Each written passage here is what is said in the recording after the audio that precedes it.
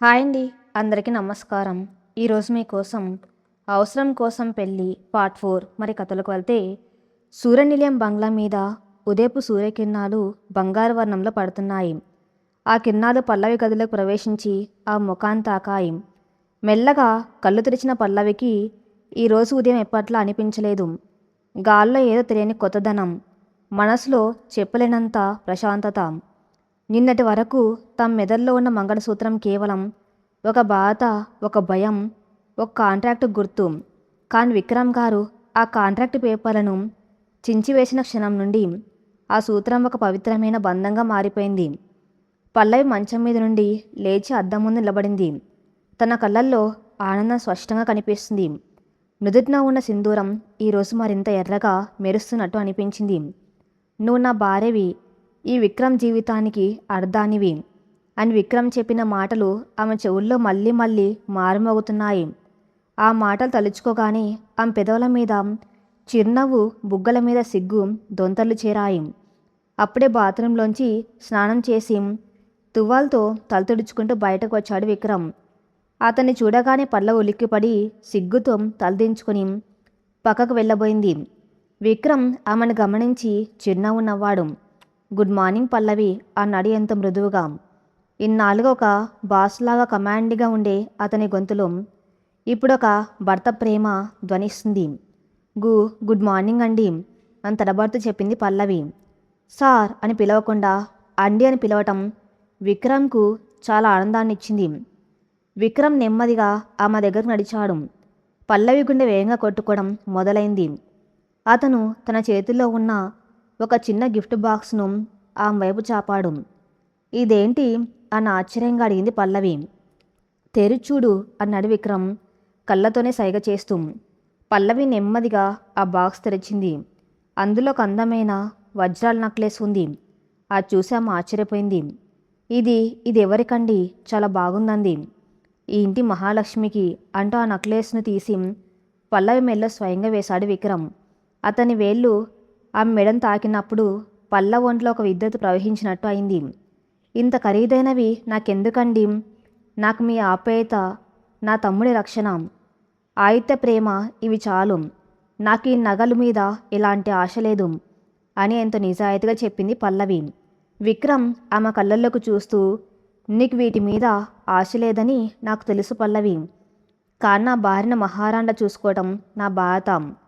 నిన్న రమేష్ గారి బెదిరింపులకు భయపడకుండా నా పరువు కోసం, ఆయిత్య భవిష్యత్తు కోసం నువ్వు తీసుకున్న నిర్ణయం ముందు ఈ నగలు ఎంతో చిన్నవి. ఇది నా ప్రేమకు ఒక చిన్న గుర్తు మాత్రమే అన్నాడు. పల్లవి కళల్లో నీళ్లు తిరిగాయి. మీరు నా జీవితంలోకి రావటం దేవుడు నాకు ఇచ్చిన వరమండి. నా తమ్ముణ్ణి ప్రాణాపాయం నుండి కాపాడారు. ఇక ఈ జన్మకి ఇంతకంటే ఏం కావాలి అంది గద్గద స్వరంతో. అప్పుడే నిద్రలేచిన ఆయిత్య కళ్ళు నిలుముకుంటూ వాళ్ళ దగ్గరకు వచ్చాడు. అమ్మ, డాడీ మీరిద్దరు ఏడుస్తున్నారా అని అమాయకంగా అడిగాడు. విక్రమ్ వెంటనే నవ్వి ఆయిత్యను ఎత్తుకున్నాడు. లేదు కన్నా, నీ అమ్మకు నేను ఒక గిఫ్ట్ ఇచ్చాను కదా, అది చూసి ఆనందంతో ఏడుస్తుంది అని అన్నాడు. ఆయిత్య పల్లవి మెల్లో ఉన్న నెక్లెస్ చూసి, వావ్ అమ్మా, నువ్వు ప్రిన్సెస్లా ఉన్నావు అంటూ పల్లవి బుగ్గ మీద ముద్దు పెట్టాడు. ఆ ముగ్గురిని అలా చూస్తూ ఉంటే ఆ గదిలో ఒక సంపూర్ణమైన కుటుంబం ఆవిష్కృతమైంది. నగరానికి దూరంగా ఒక పాత ఫ్యాక్టరీ గోడౌన్. ఎక్కడ చూసిన దుమ్ము, సాలెగూళ్ళు. ఆ చీకటి గదిలో ఒక మూల ఉన్న పాత సోఫాలో రమేష్ తల పట్టుకుని కూర్చుని ఉన్నాడు. పక్కనే శ్రీలేఖ భయంతో వణికిపోతూ నిలబడి ఉంది. నిన్న విక్రమ్ ఇచ్చిన మాస్టర్ స్ట్రోక్ దెబ్బకు రమేష్ మైండ్ బ్లాక్ అయిపోయింది. పోలీసుల కళ్ళు కప్పి ఈ గోడౌన్లోకి వచ్చి తలదాచుకున్నారు. రమేష్ కళ్ళు కోపంతో ఎర్రబడ్డాయి. పక్కనే ఉన్న ఒక ఖాళీ మందు బాటిల్ తీసుకొని విసిరి గోడకేసి కొట్టాడు. అది పగిలి ముక్కలైంది. ఆ విక్రమ్ గారు నన్ను ఇంత దారుణంగా దెబ్బతీస్తాడనుకోలేదు. బ్యాంక్ లాకర్లో ఫేక్ డాక్యుమెంట్స్ పెట్టి నన్ను పిచ్చోని చేశాడు. నా ప్లాన్ అంతా రివర్స్ అయింది. ఇప్పుడు పోలీసులు నా కోసం ఊరంతా గాలిస్తున్నారు అంటూ అరిచారు రమేష్. శ్రీలేఖ భయపడుతూనే, రమేష్, విక్రమ్ ఇప్పుడు చాలా పవర్ఫుల్గా ఉన్నాడు. పైగా పల్లవి కూడా వాడికి తోడైంది. మనం వాళ్ళని ఎదుర్కోవటం కష్టం. నా మాట విని కొన్నాళ్ళు మనం వేరే ఊరికి వెళ్ళిపోదాం. ఇక్కడే ఉంటే పోలీసులు మనల్ని పట్టుకోవడం ఖాయం అని సలహా ఇచ్చింది. రమేష్ ఒక్క వదున లేచి శ్రీలేఖ చెంప పగలగొట్టాడు. ఆమె కింద పడిపోయింది. ఏమే, భయపడి పారిపోవడానికి నేను చేతకాని వాణ్ణా? ఆ విక్రమ్ గాడు నా ఆస్తిని నా కొడుకుని లాక్కున్నాడు. వాణ్ణి సర్వనాశనం చేయకుండా నేను ఈ ఊరు విడిచి వెళ్ళాను అని పల్లునూరుతో అన్నాడు. కానీ ఎలా రమేష్? వాడి బంగ్లా చుట్టూ 100 మంది సెక్యూరిటీ గార్డ్స్ ఉన్నారు. కనీసం లోపలికి ఒక చీమ కూడా వెళ్ళలేనంత భద్రత ఉంది. నిన్న గన్నిగాన్ని వాడి మనుషుల్ని పోలీసులకు పట్టించాడు. ఇప్పుడు మనం ఏం చేయగలం అని ఏడుస్తరింది శ్రీలేఖ. రమేష్ ఒక సిగరెట్ వెలిగించి క్రూరంగా నవ్వాడు. అవును, డైరెక్ట్గా వెళ్తే వాడిని ఏమి చేయలేము. వాడి బలహీనత ఏంటో నాకు అర్థమైంది. ఆ పల్లవి, ఆ కుంటిగాడు వరుణ్ వాళ్ళని అడ్డు పెట్టుకునే కదా వాడు నాకు బుద్ధి చెప్పాడు. ఇప్పుడు వాళ్ళ ఇంటికి ఒక చిచ్చు పెడతాను. సూర్యనిలయం కోట లాంటిదే కావచ్చు, కానీ కోట లోపలే ఒక శత్రువు ఉంటే విక్రమ్ ఏం చేయగలడు అన్నాడు మాయోపాయంగా. శ్రీలేఖకు అర్థం కాలేదు. లోపల శత్రువా? ఎవరు ఉన్నాడు? ఒక పావు ఉంది. విక్రమ్ ఆఫీస్లోనే ఉంటూ విక్రమ్కు అత్యంత నమ్మకస్తుడిగా నటిస్తూ లోపల కుళ్ళుతో రగిలిపోయే ఒక వ్యక్తి ఉన్నాడు. వాడికి డబ్బు ఎరవేస్తే సూర్యనిలయంలోకి నా కళ్ళు చెవులు వెళ్తాయి. ఆ తర్వాత విక్రమ్ పల్లవిల మధ్య చిచ్చు పెట్టడం నాకు వెన్నతో పెట్టిన విద్య అంటూ వికృతంగా నవ్వారు రమేష్. రమేష్ మనసులో మెదిలిన ఆ ద్రోహి ఎవరు? విక్రమ్ సామ్రాజ్యంలో చీడపురుగులా మారబోతున్న ఆ వ్యక్తి ఎవరు? వాడి ప్లాన్ ఏంటి అనే త్వరలోనే బయటపడనుంది. ఉదయం 10 గంటలు Surya group of companies head office. Vikram తన క్యాబిన్లో లాయర్ ప్రకాష్ సీరియస్గా మీటింగ్లో ఉన్నాడు.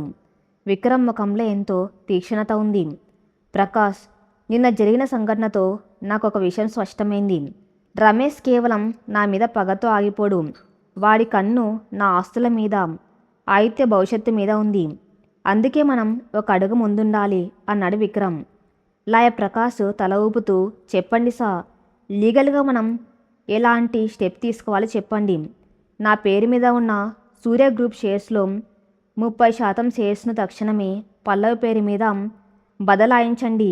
అలాగే ఆదిత్య పేరు మీద ఒక ట్రస్ట్ క్రియేట్ చేసి వాడికి 25 ఏళ్ళు వచ్చే వరకు ఆ ట్రస్ట్కి చైర్పర్సన్గా పల్లవిని నియమించండి. ఒకవేళ నాకు ఏమైనా జరిగినా సూర్య గ్రూప్ పగ్గాలు పల్లవి చేతిలో ఉండాలి. రమేష్ గాడి చేతికి ఒక పైసా కూడా వెళ్ళకూడదు.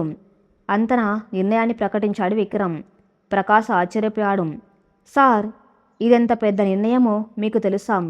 30% షేర్స్ అంటే కొన్ని వేల కోట్లు. పల్లవి గారు మీ భార్య కావచ్చు, కానీ ఆమెకి బిజినెస్ నాలెడ్జ్ లేదు. ఒకేసారి అంత బాధ ఆమెకి ఇస్తే బోర్డ్ ఆఫ్ డైరెక్టర్స్ ఒప్పుకుంటారా? అంతన అనుమానాన్ని వ్యక్తం చేశాడు. విక్రమ్ గట్టిగా నవ్వి, బోర్డ్ ఆఫ్ డైరెక్టర్స్కు జీతాలు ఇచ్చేది నేను ప్రకాష్. వాళ్ళ అనుమతి నాకు అవసరం లేదు. పల్లవికి బిజినెస్ నాలెడ్జ్ లేకపోవచ్చు, కానీ ఆమెకు ఒక కుటుంబాన్ని ఎలా నిలబెట్టాలో తెలుసు. ఆమె నిజాయితీ 100,000 కోట్ల కంటే విలువైంది. నేను తీసుకున్న ఈ నిర్ణయం ఫైనల్. రేపటికల్లా డాక్యుమెంట్స్ రెడీ అవ్వాలి అని కరాఖండిగా చెప్పేశాడు.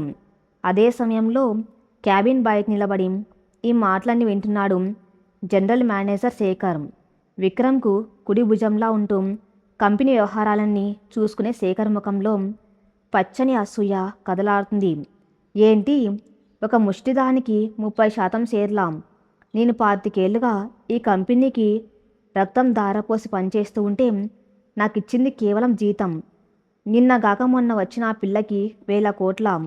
ఇది నేను జరగనివ్వను అని మనసులో అనుకుంటూ అక్కడి నుండి కోపంగా వెళ్ళిపోయాడు శేఖర్.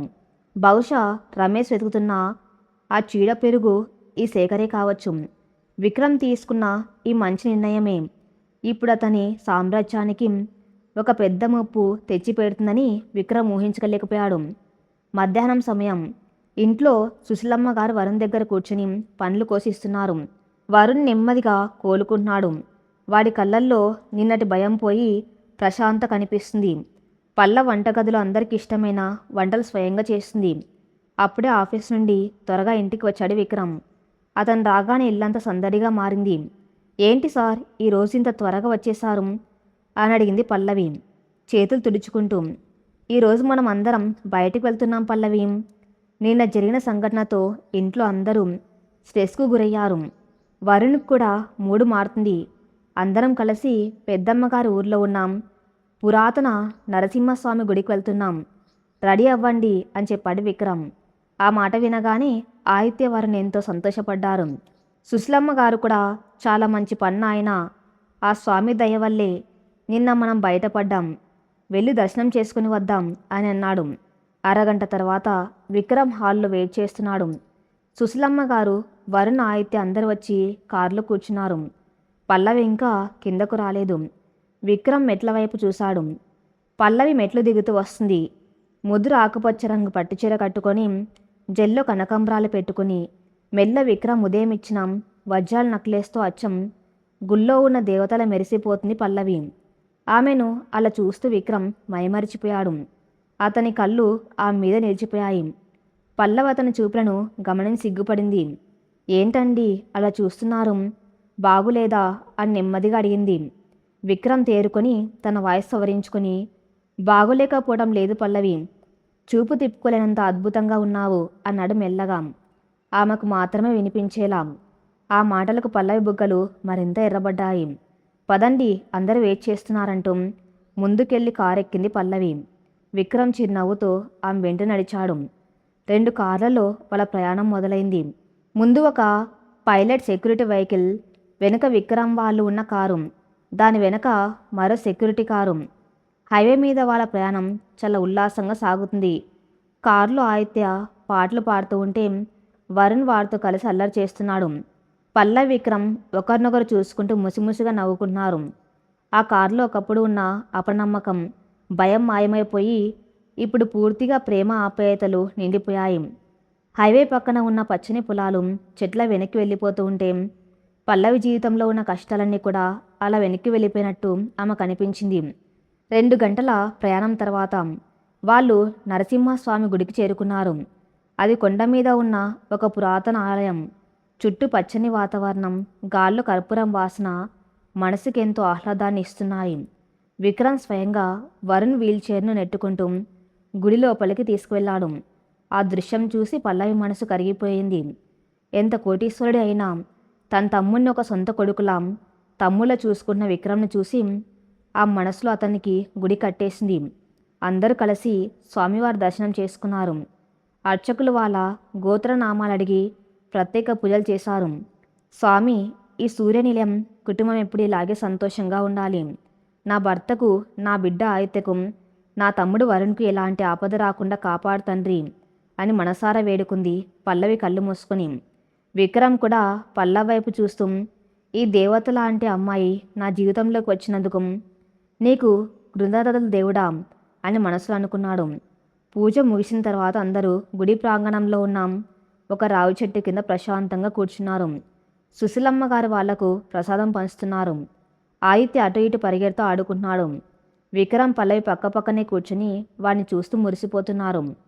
పల్లవి, జీవితంలో నేను సంపాదించిన 100 కోట్లు నాకు ఇవ్వని ప్రశాంతత ఈరోజు ఇక్కడ నీతో ఉంటే దొరికింది.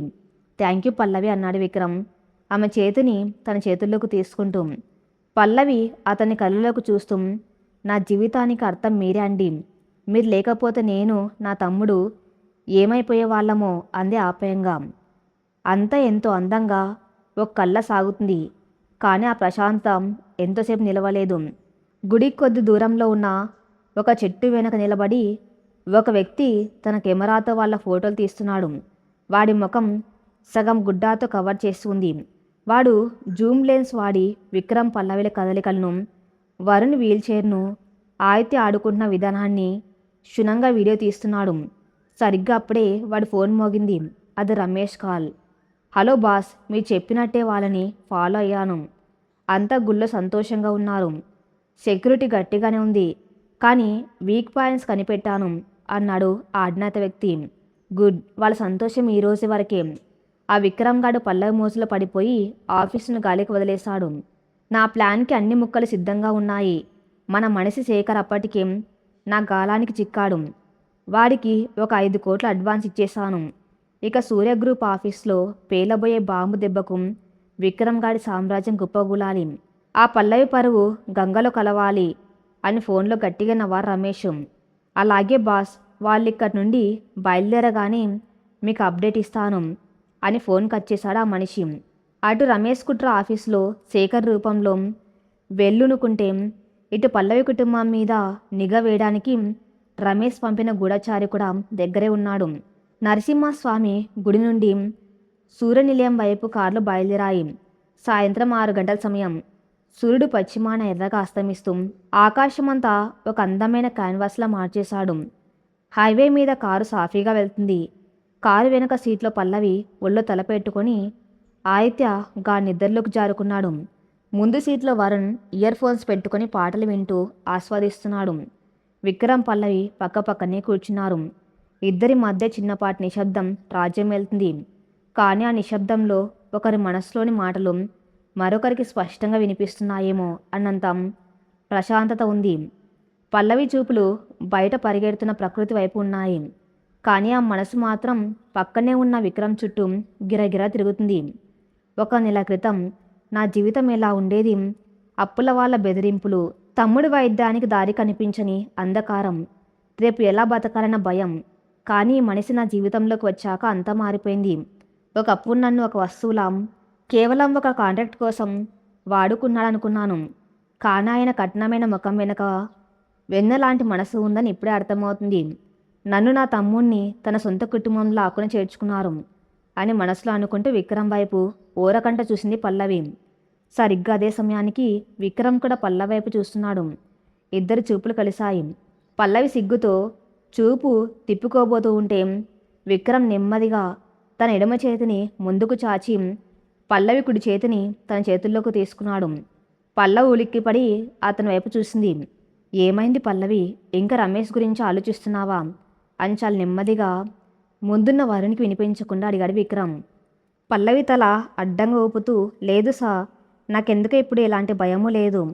మీరు నా పక్కన ఉన్నంతకాలం నన్ను, నా కుటుంబాన్ని ఏ ఆపద తాకలేదని నాకు అర్థమైంది.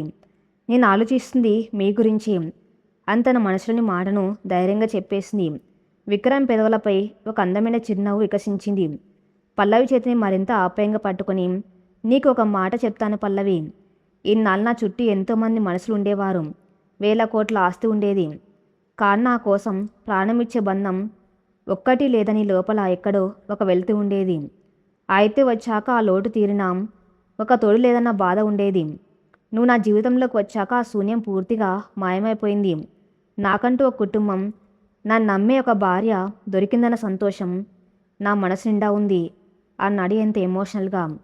ఆ మాటలు వింటూ ఉంటే పల్లవి కళ్ళల్లో ఆనంద బాష్పాలు సుళ్ళు తిరిగాయి. ఆ కాంట్రాక్ట్ మ్యారేజ్ ఇప్పుడు ఒక అందమైన ప్రేమ కథగా ఎలా మారుతుందో ఇద్దరికి స్పష్టంగా అర్థమవుతుంది. కానీ వాళ్ళ సంతోషం చూసి ఓర్వలేని ఒక నీడ వాళ్ళ కారును వెంబడిస్తూనే ఉంది. రమేష్ పంపిన గూఢచారి బైక్ మీద వాళ్ళ కాన్వాయ్ కొద్ది దూరంలో ఫాలో అవుతూనే ఉన్నాడు. రాత్రి 8 గంటల సమయం. నగర శివర్లలో ఉన్న ఒక ఖరీదైన 5 స్టార్ హోటల్లోని చీకటిగా ఉన్న ప్రైవేట్ బార్ రూమ్. అక్కడ ఒక మూల ఉన్న టేబుల్ దగ్గర రమేష్, శ్రీలేఖ కూర్చుని ఉన్నారు. టేబుల్ మీద ఖరీదైన మద్యం బాటిల్స్ ఉన్నాయి. అప్పుడే తలకు క్యాపు, కళ్ళకు నల్లటి కూలింగ్ గ్లాసెస్ పెట్టుకుని ఒక వ్యక్తి లోపలికి వచ్చాడు. అతనే Surya, group of general manager Shekhar. రమేష్ను చూడగానే క్యాప్ తీసి టేబుల్ దగ్గర కూర్చున్నాడు. రమేష్ గారు, మీరెంత రిస్క్ చేస్తున్నారో తెలుసా? నన్ను ఇలా కలవటం విక్రమ్ సార్కి తెలిస్తే నా 25 ఏళ్ల కెరియర్ నాశనం అవుతుంది అన్నాడు శేఖర్ కొద్దిగా భయపడుతూ. కానీ వాడి కళ్ళల్లో ఆశ స్పష్టంగా కనిపిస్తుంది. రమేష్ ఒక పెగ్గు గ్లాసులో పోసి శేఖర్ వైపు ముందుకు జరుపుతూ పగలబన్నవాడు. భయపడకు శేఖర్, విక్రమ్ గాడిప్పుడు ఆ పల్లవ మోజులో పడిపోయి లోకం మర్చిపోయి ఉన్నాడు. పైగా నువ్వు వాడికి అత్యంత నమ్మకస్తుడివి. నీ మీద వాడికి అనుమానం రాదు. అసలు విషయం చెప్పు. ఉదయం నువ్వు చెప్పిన న్యూస్ నిజమేనా? ఆ ముష్టిదానికి 30% షేర్లు ఇస్తున్నాడా అని అడిగాడు రమేష్. శేఖర్ ముఖం అసూయతో ముడుచుకుపోయింది. గ్లాసులోని మద్యాన్ని ఒకే గుక్కలో తాగేసి టేబుల్ మీద గ్లాసును గట్టిగా కొట్టాడు. అవును సార్, లాయర్ ప్రకాష్తో ఉదయమే మీటింగ్ జరిగింది. 30% షేర్స్ పల్లవి పేరు మీద బదలాయించడానికి పేపర్స్ రెడీ అవుతున్నాయి. పైగా ఆయుత పేరు మీద ఉన్న ట్రస్టీకి ఆమెను చైర్పర్సన్గా పెడుతున్నాడు. 25 ఏళ్లుగా ఆ కంపెనీకి రక్తం ధారపోశాడు. సీఈఓ సీట్ నాకే వస్తుందనుకున్నాడు. కానీ నిన్నగాక మొన్న రోడ్డు మీద నుండి వచ్చిన ఒక అనామకురాలికి 1000 కోట్లు కట్టబెడుతూ ఉంటే నా రక్తం మరుగుతుంది. అంతని లోపలి కుళ్ళంతా బయట పెట్టాడు శేఖర్. రమేష్ శ్రీలేఖ వైపు చూసి కన్ను గీటాడు. తన ప్లాన్ వర్కౌట్ అవుతుందని వాడికి అర్థమైంది.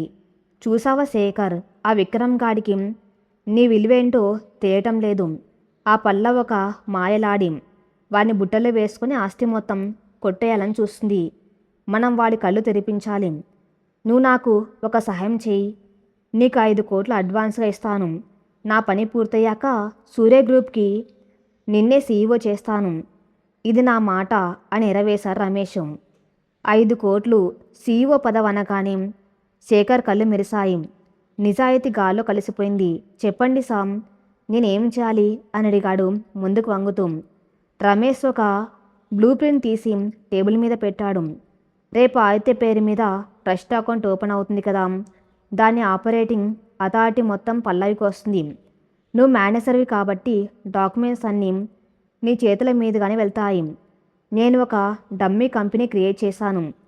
దాని పేరు వరుణ్ కేర్ ఫౌండేషన్. పేరు చూస్తే అచ్చం పల్లవి తమ్ముడి పేరులాగే ఉంటుంది కదా. నువ్వు చేయవలసింది ఒక్కటే. రేపు పల్లవి ఆ ట్రస్ట్ పేపర్స్ మీద సంతకాలు చేసేటప్పుడు మధ్యలో ఈ ఫౌండేషన్కు సంబంధించిన 2 పేజీలు పెట్టి వాళ్ళ కళ్ళు కప్పి సంతకాలు తీసుకో.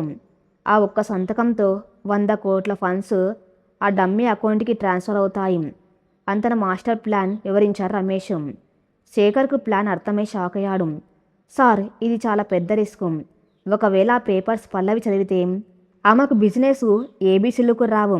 విక్రమ్ నువ్వు ఇస్తే గుడ్డిగా నమ్ముతాడు. సంతకం అయిపోగానే ఆ 100 కోట్లు వరుణ్ పేరు మీద ఉన్న అకౌంట్కి వెళ్ళాయని నువ్వే ఫైనాన్స్ డిపార్ట్మెంట్కి లీక్ చేయి. అప్పుడు చూడు తమాషా. తన ఆస్తిని, తన కొడుకు ట్రస్ట్ డబ్బును పల్లవి తన తమ్ముడి కోసం దొంగలించిందని విక్రమ్కి ప్రూఫ్తో సహా దొరుకుతుంది. విక్రమ్కి ఆస్తి పోయినా పర్వాలేదు, కానీ నమ్మక ద్రోహం చేస్తే ప్రాణాలు తీస్తాడు. ఆ దెబ్బతో పల్లవిని మెడపట్టి బయట గెంటేస్తాడు. విక్రమ్ మానసికంగా కుంగిపోతాడు. అప్పుడు సూర్య గ్రూప్కు నువ్వు రాజువి, విక్రమ్ ఆస్తికి నేను రాజుని అంటూ క్రూరంగా నవ్వారు రమేష్. శేఖర్ మనసులో క్షణకాలం సంశయం వచ్చినా రమేష్ చూపించిన బ్రీఫ్ కేస్ నిండా ఉన్న 5 కోట్ల కరెన్సీ బట్టలు చూడగానే వాళ్ళలోని రాక్షసుడు నిద్రలేచాడు. Deal done sir. రేపు ఆఫీస్లో ఏం జరుగుతుందో మీరే చూడండి అని రమేష్తో చేతులు కలిపాడు ఆ నమ్మక ద్రోహి. సూర్యనిలయంలో రాబోయే పెద్ద తుఫానుకు బీజం పడింది. ఈ కుట్రను విక్రమ్ ఎలా ఎదుర్కొంటాడో అన్నది ఇప్పుడు అతి పెద్ద ప్రశ్న. మరుసటి రోజు ఉదయం సూర్య గ్రూప్ ఆఫ్ కంపెనీస్ హెడ్ క్వార్టర్స్లో అప్పటికే హడావిడి మొదలైంది. బోర్డ్ ఆఫ్ డైరెక్టర్స్ అందరూ హుటాహుటిన ఎమర్జెన్సీ మీటింగ్కి హాజరయ్యారు. విక్రమ్ ఏ డెసిషన్ తీసుకోబోతున్నాడో తెలియక అందరిలోనూ ఉత్కంఠ నెలకొంది. ఉదయం 10 గంటలకు విక్రమ్ కారు ఆఫీస్ పోర్టికోలో ఆగింది. కారులో నుండి ముందు విక్రమ్ దిగాడు. ఆ తర్వాత వెనక డోర్ తీసి పల్లవి చేయి అందించి కిందకు దించాడు. పల్లవి లేత గులాబీ రంగు సిల్క్ చీరలో సింపుల్ మేకప్తో చాలా హుందాగా కనిపిస్తుంది. ఇంత పెద్ద ఆఫీసు, చుట్టూ ఉన్న వందలాది ఉద్యోగులు. వాళ్ళ చూపులు చూసి పల్లవి కొద్దిగా కంగారు పడింది. సార్, నాకెందుకు భయంగా ఉందండి. ఇంతమంది నన్నే చూస్తున్నారు అని నెమ్మదిగా గుసగుసలాడింది పల్లవి. విక్రమ్ ఆమె చేయి పట్టుకొని, భయపడకు పల్లవి, నువ్వు ఈ 1000 కోట్ల సామ్రాజ్యానికి మహారాణివి. తల ఎత్తుకుని నడువు. నీ పక్కన నేనున్నాను కదా అని ధైర్యం చెప్పాడు. అతని మాటలతో పల్లవికి గుండెల్లో ధైర్యం వచ్చింది. ఇద్దరు కలిసి లిఫ్ట్లో టాప్ ఫ్లోర్కి వెళ్ళారు. కాన్ఫరెన్స్ హాల్లోకి విక్రమ్ పల్లవి అడుగు పెట్టగానే డైరెక్టర్స్ అందరు లేచి నిలబడ్డారు. శేఖర్ కూడా నవ్వుతూ వాళ్లకు స్వాగతం పలికాడు. కానీ వాడి నవ్వు వెనుక ఉన్న కుట్ర ఎవరికీ తెలియదు. విక్రమ్ హెడ్ చైర్లో కూర్చొని తన పక్కనే ఉన్న మరో చైర్లో పల్లవిని కూర్చోబెట్టాడు. Good morning gentlemen. ఈరోజు నేను తీసుకున్న ఒక ముఖ్యమైన నిర్ణయాన్ని మీకు తెలియజేయడానికే ఈ మీటింగ్ ఏర్పాటు చేశాను అంటూ నేరుగా విషయానికి వచ్చాడు విక్రమ్. అందరూ శ్రద్ధగా వింటున్నారు. మీ అందరికీ తెలుసు, నా మేనల్లుడు ఆదిత్య భవిష్యత్తు కోసం నేను ఒక పెద్ద ట్రస్ట్ ఏర్పాటు చేయబోతున్నానని. ఆ ట్రస్ట్ పేరే ఆదిత్య సూర్య ఫౌండేషన్. దీని ఫండ్స్ విలువ 1000 కోట్లు. అలాగే నా వ్యక్తిగత షేర్స్లో 30% నేను ఈ రోజు నుండి నా భార్య పల్లవి గారి పేరు మీద బదలాయిస్తున్నాను. ఇకపై ఆదిత్య ఫౌండేషన్కి చైర్పర్సన్గా, సూర్య గ్రూప్లో మేనేజర్ వాటాదారుగా పల్లవి గారు బోర్డులో ఉంటారు అని ప్రకటించాడు విక్రమ్. హాల్లో ఒకసారిగా పిన్ డ్రాప్ సైలెన్స్. అందరి ముఖాల్లో ఆశ్చర్యం. ఒక సాధారణ గృహిణికి 1000 కోట్ల ట్రస్ట్ బాత్ ఇవ్వటం చూసి సీనియర్ డైరెక్టర్స్కి కొద్దిగా అసంతృప్తి కలిగింది. ఒక డైరెక్టర్ లేచి, క్షమించండి విక్రమ్ సాబ్, మీ భార్య మీద మీకు ఉన్న నమ్మకాన్ని మేము గౌరవిస్తున్నాం. కానీ ఇంత పెద్ద అమౌంట్ను మేనేజ్ చేసే అనుభవం పల్లవి గారికి ఉందా? ఒకవేళ ఏమైనా పొరపాటు జరిగితే కంపెనీకి చాలా నష్టం వస్తుంది కదా అంతన సందేహాన్ని వ్యక్తం చేశాడు. విక్రమ్ ముఖం సీరియస్గా మారింది. అనుభవం అనేది పనిచేస్తూ ఉంటే వస్తుంది, కానీ నిజాయితీ అనేది పుట్టుకతో రావాలి. నా భార్యకు ఫైనాన్షియల్ నాలెడ్జ్ లేకపోవచ్చు, కానీ నా ఆస్తుల కంటే ఆమె క్యారెక్టర్ ఎంతో గొప్పది. ఈ ఫౌండేషన్ను పల్లవి కంటే గొప్పగా ఎవరు చూసుకోలేరు. ఇది నా ఫైనల్ డెసిషన్. ఎవరికైనా అభ్యంతరం ఉంటే తమ పదవులకు రాజీనామా చేయొచ్చు అని ఖచ్చితంగా చెప్పేశాడు. విక్రమ్ కరాఖండిగా చెప్పడంతో ఇంకెవరు నోరు మెదపలేదు. పల్లవి మనసు మాత్రం విక్రమ్ మాటలకు ఉప్పొంగిపోయింది. తన మీద ఆయనకున్న ఇంతటి నమ్మకాన్ని ఎట్టి పరిస్థితుల్లోనూ వమ్ము చేయకూడదని ఆమె గట్టిగా నిర్ణయించుకుంది. మీటింగ్ ముగిసిన తర్వాత అందరూ వాళ్ళ క్యాబిన్కు వెళ్ళిపోయారు. శేఖర్ తన సీట్లో కూర్చుని తన ప్లాను అమలు చేయడానికి సిద్ధమయ్యాడు. రమేష్ పంపిన వరుణ్ కేర్ ఫౌండేషన్ డమ్మీ డాక్యుమెంట్స్ను తీసి ట్రస్ట్ అగ్రిమెంట్స్ మధ్యలో అత్యంత జాగ్రత్తగా చొప్పించాడు. మధ్యాహ్నం 2 గంటలు. విక్రమ్ క్యాబిన్లో పల్లవికి బోర్డు మెంబర్స్ పరిచయ కార్యక్రమం జరుగుతుంది. విక్రమ్ తన ల్యాప్టాప్లో ఒక ముఖ్యమైన వీడియో కాన్ఫరెన్స్లో ఉన్నాడు. పల్లవి పక్కనే ఉన్న సోఫాలో కూర్చుని ఒక మ్యాగజైన్ తిరగేస్తుంది. సరిగ్గా అప్పుడే జనరల్ మేనేజర్ శేఖర్ చేతిలో పెద్ద ఫైల్స్ కట్టతో క్యాబిన్లోకి వచ్చాడు. ముఖంలో ఎంతో అమాయకత్వం, నమ్మకం నటిస్తూ పల్లవి దగ్గరకు వచ్చాడు. Madam, congratulations. సూర్య గ్రూప్కి మీరు బోర్డు మెంబర్ అవ్వటం మాకందరికి చాలా సంతోషంగా ఉంది అని వినయంగా చెప్పాడు. థ్యాంక్ యూ అండి అంది పల్లవి నవ్వుతూ. మేడం, ఇవి ఆదిత్య ఫౌండేషన్కి సంబంధించిన legal documents, trust registration, bank account opening, funds allocation forms. మీరు చైర్పర్సన్ కదా, వీటన్నిటి మీద మీ సంతకాలు కావాలి. సార్ వీడియో కాన్ఫరెన్స్లో బిజీగా ఉన్నారు.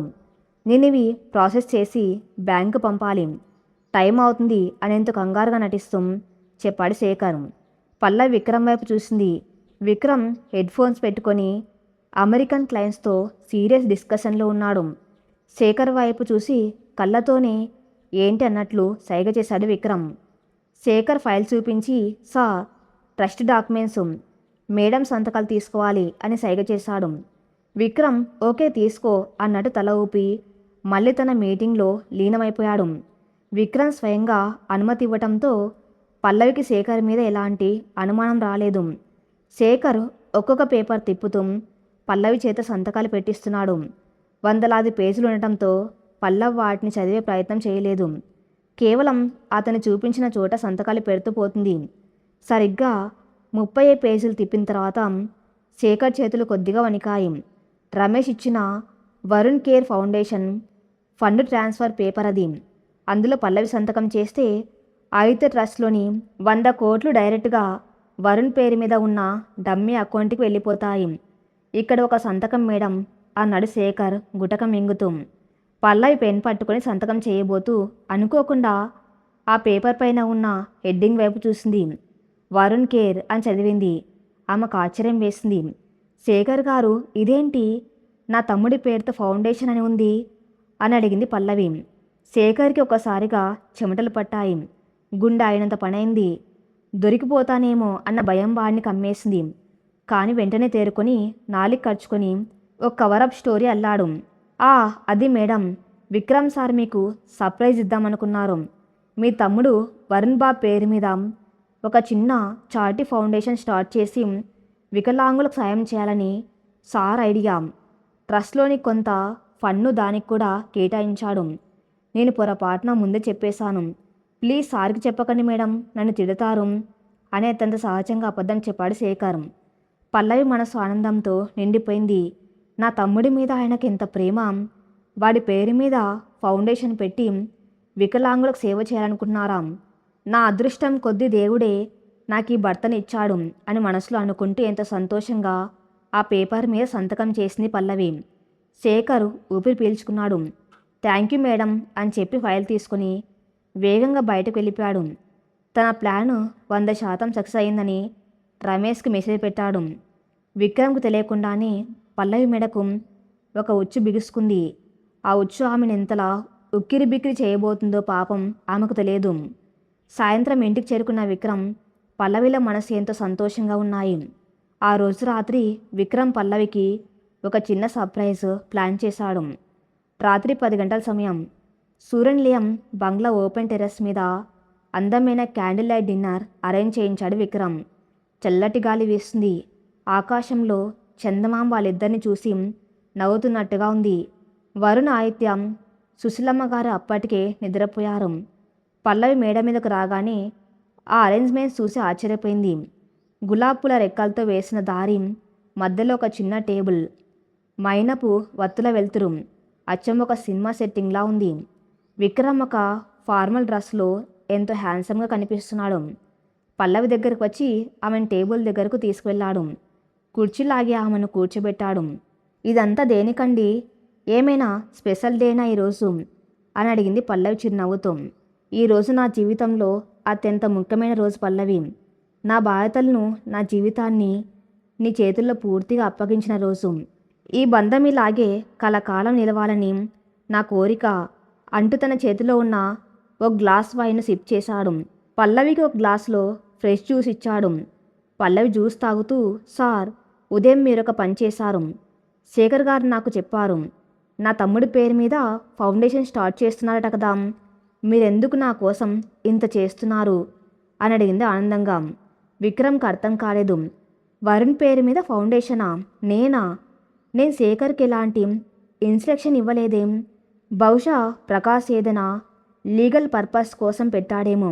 నేను రేపు కనుక్కుంటాన్లే అంటూ మాట దాటవేశాడు విక్రమ్. దాని గురించి ఎక్కువగా ఆలోచించకుండా. అదొక ప్రశాంతమైన రాత్రి. ఇద్దరు తమ గతం గురించి, భవిష్యత్తు గురించి ఎన్నో విషయాలు మాట్లాడుతున్నారు. ఆయుధను ఎలా పెంచాలి, వరుణ్కి పెళ్ళి ఎప్పుడు చేయాలి లాంటి ఎన్నో కళ్ళు కన్నారు.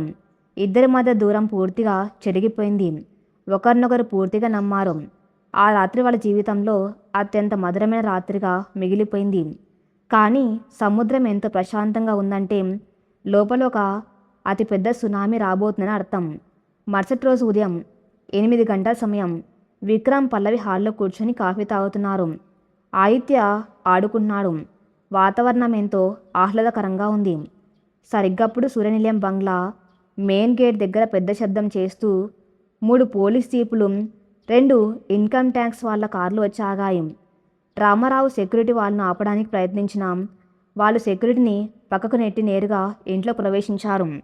ఒక్కసారిగా ఇంట్లోకి పోలీసులు రావడంతో పల్లవి భయంతో వణికిపోయింది. ఆదిత్యను గట్టిగా హత్తుకుంది. విక్రమ్ కోపంగా సోఫాలోంచి లేచాడు.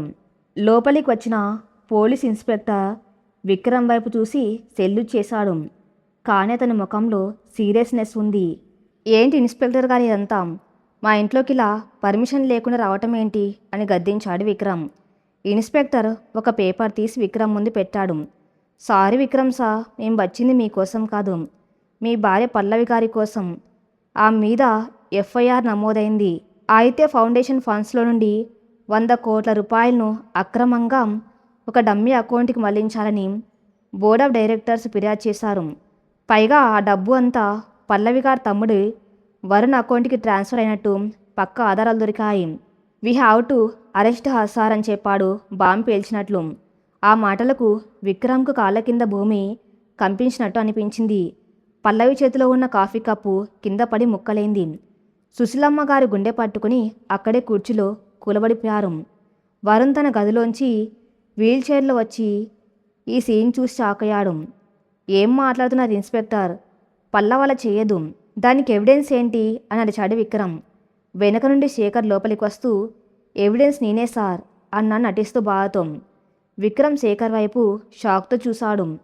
సా, నిన్న పల్లవిగా సంతకాలు చేసిన ట్రస్ట్ పేపర్స్ ఇవ్వగోసారు. ఇందులో ఒక పేపర్ మీద పల్లవి గారి స్వయంగా వరుణ్ కేర్ ఫౌండేషన్కు 100 కోట్లు మళ్లించాలని సంతకం చేశారు. నేను చదవకుండానే ప్రాసెస్ చేశాను. ఈరోజు ఫైనాన్స్ డిపార్ట్మెంట్ వాళ్ళు చూసి నాకు చెప్తే నేను షాక్ అయ్యాను సార్. నమ్మకంగా బోర్డు మెంబర్ ఇస్తే మొదటి రోజు 100 కోట్లు తన తమ్ముడి కోసం కొట్టేసింది సార్ మీ భార్య అని అతంత కుట్లంగా అబద్ధాన్ని నిజంగా చెప్పాడు శేఖర్. విక్రమ్ ఆ పేపర్స్ లాక్కొని చూశాడు. అందులో స్పష్టంగా పల్లవి సంతకం ఉంది. అది పోర్జరీ కాదు, నిజమైన సంతకం. ఫండ్స్ అన్నీ వరుణ్ అకౌంట్కి వెళ్ళాయి.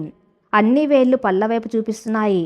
పల్లవి కన్నీళ్లు పెట్టుకుంటూ, సార్ నమ్మండి, నాకు ఆ డబ్బు గురించి ఏమీ తెలియసాం. నిన్న శేఖర్ గారే నా దగ్గర సంతకాలు తీసుకున్నారు. మీరే వరుణ్ పేరు మీద ఫౌండేషన్ పెట్టారని చెప్పారు సార్ అని ఏడుసి చెప్పింది. కానీ విక్రమ్ మైండ్ బ్లాక్ అయిపోయింది. నిన్న రాత్రి పల్లవి వరుణ్ ఫౌండేషన్ గురించి అడిగింది. అతనికి గుర్తొచ్చింది. అంటే పల్లవి ఇదంతా కావాలని ప్లాన్ చేసిందాం. తమ్ముడి పేరు మీద డబ్బు మళ్లించి ఇప్పుడు దొంగ నాటకాలు ఆడుతుందాం. తన నమ్మకాన్ని, తన ప్రేమని అడ్డం పెట్టుకుని ఒక కాంట్రాక్ట్ భార్య తనను నిలువున మోసం చేసిందాం. విక్రమ్ కళ్ళు కోపంతో, ఆవేదనతో ఎర్రబడ్డాయి. అతను పల్లవైపు చూసిన చూపులో ఇన్నాళ్ళు ఉన్న ప్రేమ మాయమైపోయి చెప్పలేనంత ద్వేషం అలుముకుంది. రమేష్ వేసిన ప్లాను 100% సక్సెస్ అయింది. సూర్యనిలయంలో ఆ ఉదయం ఒక భయంకరమైన పీడకల్లా మారింది. కింద పడి ముక్కలైన కాఫీ కప్పులాగే పల్లవి జీవితం కూడా ఒక క్షణంలో ముక్కలైపోయింది. పోలీసుల రాక, బోర్డ్ ఆఫ్ డైరెక్టర్స్ ఫిర్యాదు, 100 కోట్ల కుంభకోణం, సాక్ష్యంగా ఆమె సంతకం, ఇవన్నీ ఒక ఎత్తు అయితే ఆ క్షణంలో విక్రమ్ కళలో కనిపిస్తున్న ఆక్రోశం, ద్వేషం పల్లవిని నిలువున దహించి వేస్తున్నాయి. శేఖర్ చెప్పిన అబద్ధం విక్రమ్ చెవుల్లో సీసంలా దిగింది. నిన్న రాత్రి క్యాండిల్ లైట్ డిన్నర్ దగ్గర పల్లవి నా తమ్ముడి పేరు మీద ఫౌండేషన్ స్టార్ట్ చేస్తున్నట కదా అని అడిగిన మాటలు ఇప్పుడు విక్రమ్ మనసులో ఒక భయంకరమైన కుట్రలా వినిపిస్తున్నాయి. అంటే తను సంతకం చేశానన్న విషయం తనకేమి తెలియనట్లు అత్యంత సహజంగా అబద్ధం ఆడి తను నమ్మించడానికే పల్లవాల అడిగిందని విక్రమ్ మనసు తీవ్రంగా నమ్ముతుంది. ప్లీజ్ సా, నన్ను నమ్మండి, నాకు ఆ డబ్బుల గురించి ఏమీ తెలియదు సా. శేఖర్ గారే నిన్న మీ ముందు ఫైల్స్ తెచ్చి సంతకాలు తీసుకున్నారు. ఆ ఫౌండేషన్ మీరే పెట్టారని ఆయన చెబితేనే నేను నమ్మి సంతకం చేశాను సార్ అని 2 చేతులు జోడించి విక్రమ్ కాళ్ళ మీద పడి బోర్న విలిపించింది పల్లవి. కానీ విక్రమ్ గుండె ఇప్పుడు రాయపోయింది. అతను ఒక అడుగు వెనక్కి వేసి పల్లవిని ఎంతో అసహ్యంగా చూశాడు. పల్లవి, నీ నాటకాలి కాపు. డబ్బుల కోసం నువ్వు ఈ స్థాయికి దిగజారుతావని నేను ఊహించలేదు. రమేష్ గాడు నా పరువు తీయాలనుకుంటే నువ్వు నా నమ్మకాన్ని, నా ప్రేమను వాడుకొని నన్ను వెన్నుపోటు పొడిచావు. ఒక అనామకురాలివి. ఒకప్పుడు ఆసుపత్రి బిల్లు కట్టడానికి నా కాళ్ళ దగ్గరకు వచ్చిన దానికి 1000 కోట్ల సామ్రాజ్యాన్ని అప్పగిస్తే ఒకే ఒక్క రోజులో నీ బుద్ధి చూపించావు. 100 కోట్లు నీ తమ్ముడి అకౌంటుకు ట్రాన్స్ఫర్ చేసి ఇప్పుడు ఏమీ తెలియనట్లు నాటకాలు ఆడుతున్నావా అని సింహంలా గర్జించాడు విక్రమ్. ఆ గర్జనకు ఇల్లంతా దద్దరిల్లింది. పల్లవికి ఊపిరి రాలేదు. తాను దేవుళ్ళ ఆరాధిస్తున్న భర్త తనను ఒక దొంగలా చూస్తుంటే ఆమె గుండె పగిలిపోయింది. మీరు నన్ను ఏమన్నా పర్వాలేదు సా, కానీ నన్ను దొంగ అనకండి. నేను మీ ఆస్తి కోసం రాలేదు సా అని వెక్కి వెక్కి ఏడుస్తుంది పల్లవి. ఇన్స్పెక్టర్, తీసుకెళ్ళండి ఈమెని. నా కళ్ళ ముందు ఈమె ఒక క్షణం కూడా ఉండకూడదు. నా కంపెనీ డబ్బు మొత్తం రికవర్ అయ్యే వరకు ఈమెకు బెయిల్ రాకూడదు అని కఠినంగా చెప్పి వెనక్కి తిరిగాడు విక్రమ్. లేడీ కానిస్టేబుల్స్ 2 వచ్చి పల్లవి చేతులు పట్టుకుని లాక్కెళ్ళబోయారు. సరిగ్గా అప్పుడే వరుణ్ తన వీల్ చైర్లోంచి కింద పడిపోయి 2 చేతులతో నేల మీద పాక్కుంటూ ముందుకు వచ్చాడు. అక్క, వదలని నా అక్కను. నా అక్క ఎలాంటి తప్పు చేయలేదు. మాకు మీ డబ్బులు వద్దు. నా అక్కను వదిలేయండి అని గుండెలు బాదుకుంటూ ఏడ్చాడు వరుణ్. తమ్ముడు పరిస్థితి చూసి పల్లవి ప్రాణం విలవిల్లాడిపోయింది. వరుణ్, లేవరా, ఏడవకు. నేను ఎలాంటి తప్పు చేయలేదురా. దేవుడు కన్నీ తెలుసు. నువ్వు ధైర్యంగా ఉండు అంటూ తమ్ముడిని పట్టుకోవడానికి ప్రయత్నించింది. కానీ పోలీసులు ఆమెను లాక్కెళ్ళి జీపులో ఎక్కించారు. సుశీలమ్మ గారు కన్నీరు మున్నీరుగా ఏడుస్తూ, విక్రమ్, ఏం చేస్తున్నావురా? ఆ పిల్ల లాంటిది కాదు. నువ్వు తొందరపడి ఒక తప్పు చేస్తున్నావు అని ఎంత వారించినా విక్రమ్ వినలేదు. తన గదిలోకి వెళ్ళి తలుపులు గట్టిగా వేసుకున్నాడు. పోలీస్ చీపు సైరన్ వేసుకుంటూ సూర్యనిలయం నుండి బయటకు వెళ్ళిపోయింది. పల్లవి కన్నీటి దారాలతో ఆ బంగ్లా వైపే చూస్తూ ఉండిపోయింది. ఆమె కళ్ళకు ఆ ఇంటి మహాలక్ష్మిలా కాకుండా ఒక నేరస్తురాలుగా బేడులు పడ్డాయి. ఒక చిన్న తప్పు, ఒకరి కుట్ర ఆమె జీవితాన్ని మళ్ళీ అంధకారంలోకి నెట్టివేసింది.